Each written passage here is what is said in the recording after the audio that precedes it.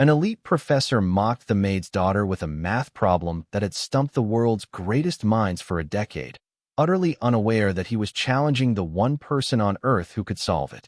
He saw only a quiet child in the corner of his magnificent office, a ghost who existed in the periphery of his important life, a footnote to the woman who polished his mahogany desk and emptied his wastepaper basket. He could not have known that behind her silent eyes, a universe of numbers danced and sang, a symphony of logic and intuition that was about to bring his world of cold, hard certainty crashing down. Just before we dive in, let us know in the comments where you're watching from today. We love seeing how far these stories reach. And make sure you're subscribed so you don't miss tomorrow's special video. Now let's jump back in. Enjoy the story.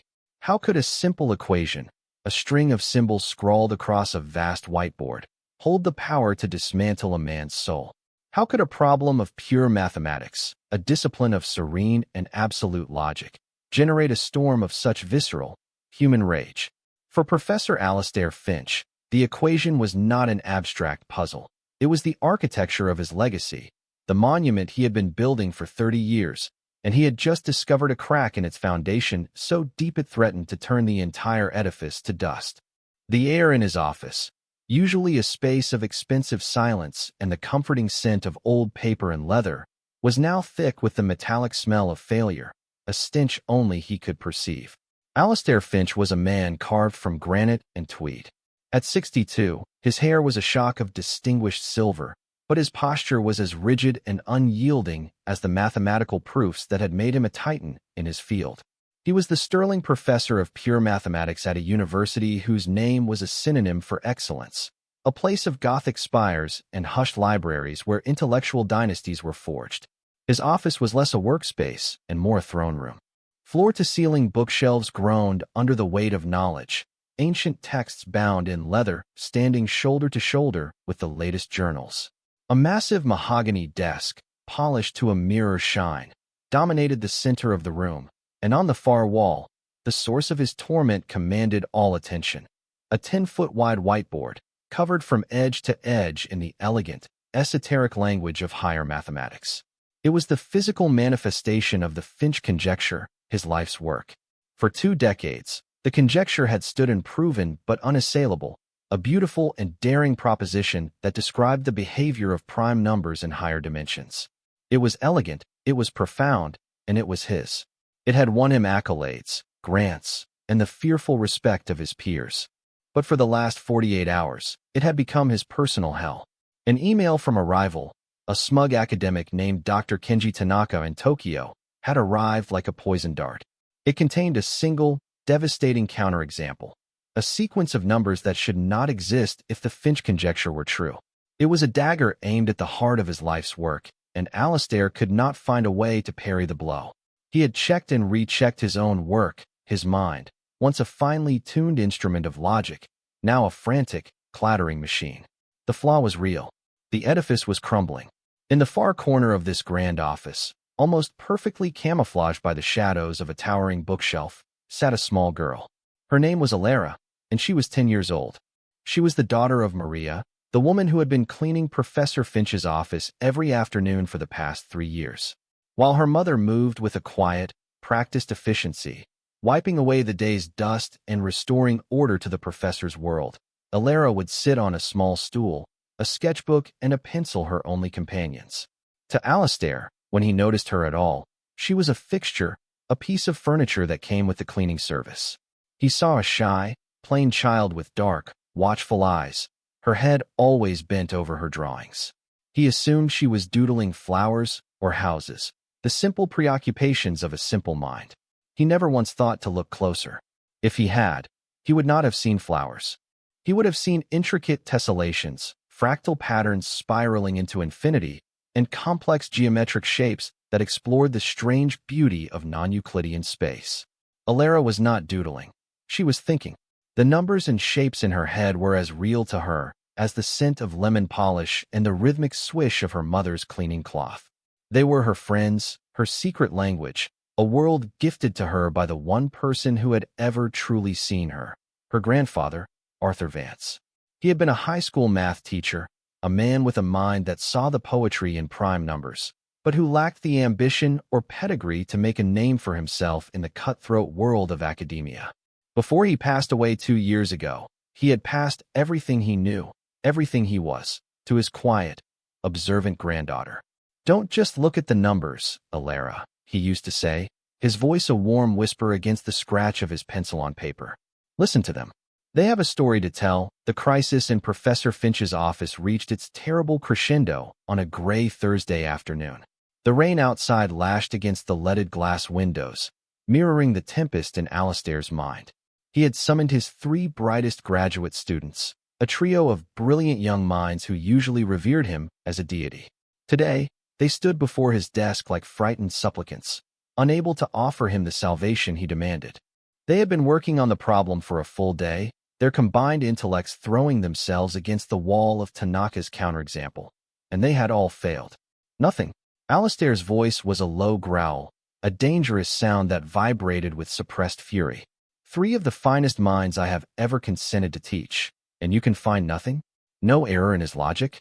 No alternative pathway in my own? They shook their heads, their eyes fixed on the plush oriental rug.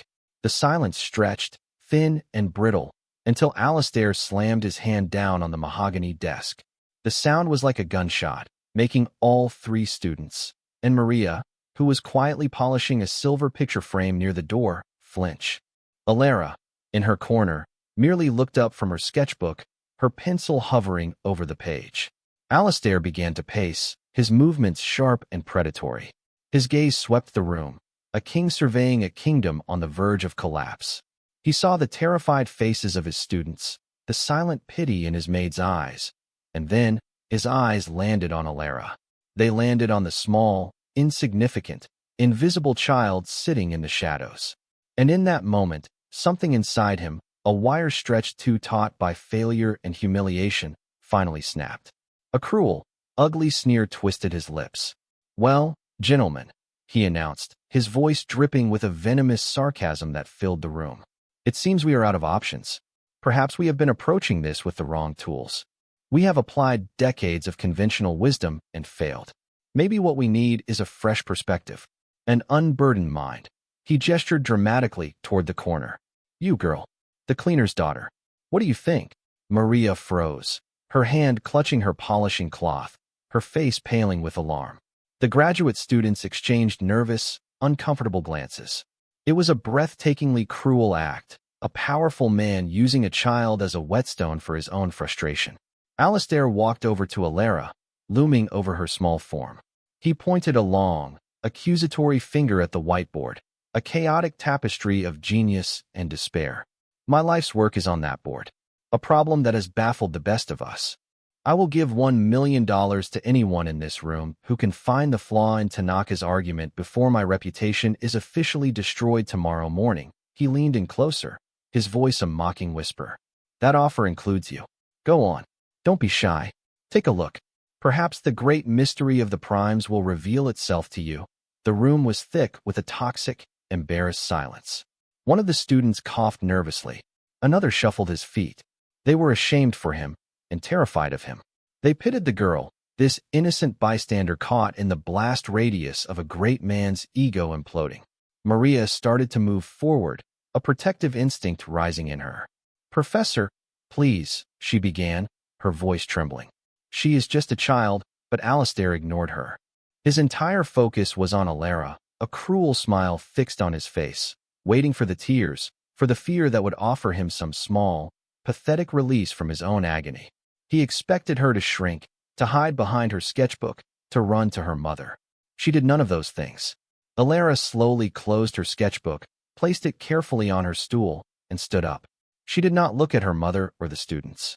Her dark, serious eyes were fixed on the vast expanse of the whiteboard. Without a word, she walked toward it, her small footsteps silent on the thick rug. The room held its breath. She stood before the wall of equations, a tiny figure in the shadow of a monumental intellectual crisis. For a full minute, she just looked, her head tilted slightly, as if listening to a distant music. Then, she spoke, her voice so quiet it was almost lost in the cavernous room, yet it cut through the tension like a shard of glass. "It's not a flaw," she said, her gaze still locked on the board. It's a bridge. The statement was so unexpected, so utterly bizarre, that it momentarily stunned Alistair out of his rage. The sneer fell from his face, replaced by a look of pure, unadulterated confusion. What did you say?" Alara turned to look at him for the first time. Her expression was not one of fear or defiance. It was one of simple, direct factuality, as if she were stating that the sky was blue. Dr. Tanaka didn't find a flaw. He found a door you didn't know was there. You stopped too soon. The pattern doesn't collapse here. Her small finger pointed to a specific, horrendously complex part of the equation. It changes. It jumps to a different dimension. Alistair stared at her, his mind reeling. The words were nonsense, the babbling of a child trying to mimic the language she had overheard. It had to be. And yet, the quiet confidence with which she spoke, the unnerving focus in her eyes, it sent a flicker of something deeply unsettling through him. "And where, precisely?" he asked, his voice regaining its condescending edge. "Did you learn to speak such profound gibberish? Did you read it in one of your picture books?" "My grandfather taught me," Alara said simply, her voice unwavering. "He said that some numbers are shy. You can't force them to talk. You have to build them a safe place, and then they will show you their secrets." She turned back to the board. "You built them a beautiful room, but you locked all the doors. Dr. Tanaka just found one of the keys. Your grandfather?" Alistair scoffed, crossing his arms. "And who was this sage of mathematics? A Nobel laureate I've somehow never heard of." "His name was Arthur Vance," Alara replied, still not looking at him. "He taught math at Northwood High for 40 years. The name meant nothing to Alistair or his students. But as Alara spoke it, a sharp gasp came from the doorway. Standing there was Professor Emerita Evelyn Reed, a retired legend from the physics department, her face a mask of astonishment. She had been on her way to the faculty lounge and had been drawn in by the strange tableau in Alistair's office. "Arthur Vance," she said, her voice filled with disbelief. "I knew an Arthur Vance. We were undergraduates together, decades ago. He was the most brilliant mathematical mind I ever knew. More brilliant than any of us. But he was different. He said he could feel the truth of an axiom. We all thought he was eccentric. He published one paper, a thing of strange, geometric beauty, and then he just vanished into public school teaching." Alistair's world tilted on its axis. He looked from Evelyn's earnest face to the small, serious girl standing before his life's work. The cruel joke he had set in motion was suddenly spiraling into something he could not comprehend. He felt a prickle of a fear far colder than the fear of professional failure. It was the fear of the unknown. "I accept your challenge, Professor," Alara said, her voice pulling him back. She turned to face him fully. "For the $1 million. My mother works very hard." The sheer, unadorned honesty of her statement disarmed him completely. The game was over. This was no longer a performance of cruelty. A challenge had been issued, and a gauntlet had been thrown down, not by him, but by this impossible child. Stunned into silence, Alistair could only nod. The perspective in the room had shifted. The power, which moments before had been his and his alone, was now held in the small hand of the maid's daughter. Alara turned back to the whiteboard. She picked up a blue dry erase marker from the tray, its color a stark contrast to the black ink of Alistair's equations. The room watched, a collection of the world's most advanced mathematical minds, now the rapt audience for a 10-year-old girl. Her movements were not hesitant. They were deliberate, filled with a purpose that was both unnerving and mesmerizing. She didn't erase a single one of Alistair's precious symbols. Instead, she began to connect them. To Alara, the board was not a series of disconnected statements. It was a landscape, a mountain range that Alistair had mapped with painstaking precision. But he had mapped only what he could see from the ground. He believed the range ended at a sheer cliff, Tanaka's counterexample. He saw an impassable wall, the end of the journey. Alara saw something else. She saw the first step of a staircase spiraling up into the clouds. Her grandfather's voice echoed in her memory, a warm and steady presence in the silent room. "Every end is a new beginning, Alara. A line is not a barrier. It is an invitation to cross. A number is not a point. It is a direction." Her blue marker began to move. She started at the point of Tanaka's flaw, the equation that broke the pattern. But instead of trying to disprove it, she embraced it. She drew a sweeping, elegant curve that looped around the problematic term, transforming it. She was not using algebraic manipulation, the brutal, hammer-and-tongs approach that Alastair and his students had been using. She was using geometry. She was drawing pictures. To the graduate students, it looked like heresy, like a child doodling on a sacred text. They exchanged confused, skeptical glances. Alastair, however, was frozen, his eyes wide. He recognized the notation, the method. It was the strange, intuitive geometry from that single, obscure paper published by Arthur Vance 50 years ago, a paper Alastair had dismissed at the time as mathematical mysticism. Alara worked in a focused silence, the only sound the soft squeak of the marker on the board. She was building a structure, a visual proof. She drew a series of nested shapes, each one representing a different dimensional plane. Her blue lines were the pathways between them. She was showing them, not telling them, that Alastair's conjecture was not a two-dimensional statement. It was a slice of a much larger, multidimensional object. Tanaka's counterexample was not a flaw in the slice. It was simply the point where the slice intersected with another, higher reality. As she drew, she began to speak, her voice soft but clear, explaining her logic as if it were the most obvious thing in the world. You were looking for a single path, like a road, she said, her marker tracing a new, complex spiral. But it's not a road. It's a tree. You found the trunk, and it's a strong and beautiful trunk. But you thought that was all there was. Dr. Tanaka didn't find a place where the trunk broke. He found where the first branch grows. She connected her new structure back to Alastair's original work with a final, confident blue line. It doesn't stop. It just changes. The Finch conjecture is the root system for a whole new kind of arithmetic. She stepped back from the board, placing the blue cap back on the marker with a soft click. The whiteboard was transformed. It was no longer a battlefield of competing symbols. It was a work of art, a breathtaking tapestry of black and blue, of rigid algebra and flowing geometry. Alastair's original work was still there, intact, but it was now illuminated, expanded, and given a profound new meaning. She had not disproven his rival. She had incorporated his discovery into a grander, more elegant synthesis. She had not saved the Finch conjecture. She had given birth to the Finch-Vance theorem. The silence in the room was absolute, heavy, and profound. It was the silence of shattered paradigms.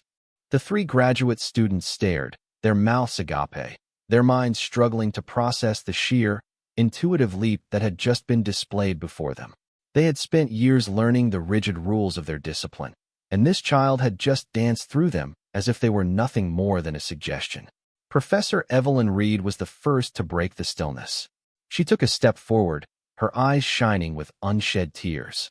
"My God," she whispered, her voice trembling with emotion. "It's Arthur's method, the harmony of shapes. He tried to explain it to me once. He said numbers were just shadows cast by more perfect, geometric forms. I didn't understand. But this is what he meant. It's beautiful. It's absolutely, stunningly beautiful." Alastair Finch stood as if he had been turned to stone. His face was pale, his jaw slack. The arrogance, the rage, the desperation, it had all been burned away, leaving behind a hollowed-out shell of pure, unadulterated awe. He walked slowly toward the whiteboard, his hand rising as if to touch a holy relic. He traced one of Alara's blue lines with his finger, his mind, finally, grasping the truth she had revealed. She was right. The logic was flawless. It was audacious, unconventional, and utterly, undeniably correct. He had spent his life staring at a wall, and this child had walked up and shown him the door. The humiliation he had feared was nothing compared to the humbling he was now experiencing.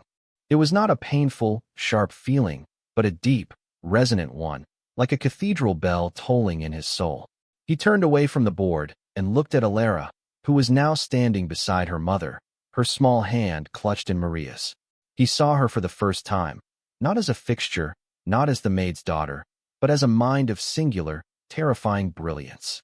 He saw the legacy of Arthur Vance, the genius his arrogant world had overlooked, and he saw the profound injustice of the moment he had created.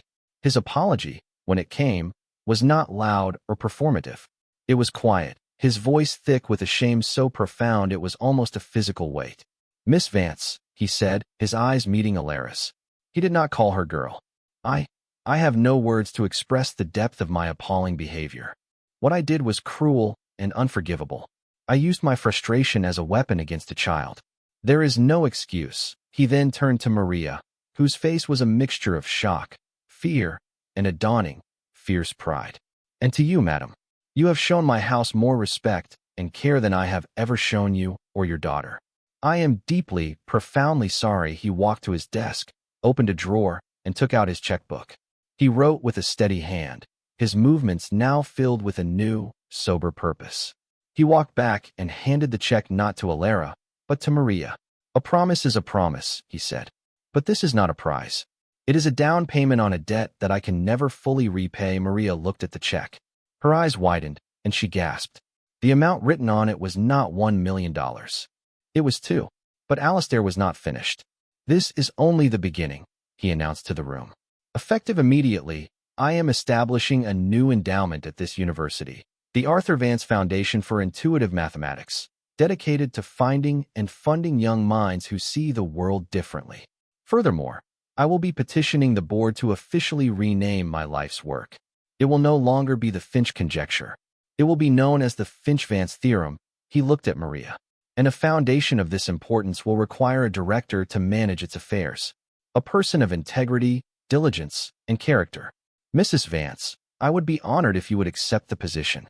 The salary will be commensurate with the importance of the role, and it comes with full university housing benefits. Maria stared at him, speechless, tears streaming down her face.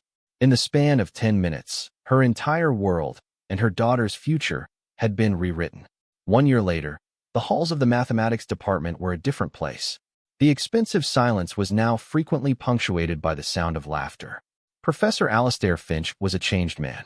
The granite had softened. The arrogance had been replaced by a quiet humility and a rediscovered passion for teaching. He found more joy in mentoring a promising undergraduate than he ever had in seeing his name in a prestigious journal.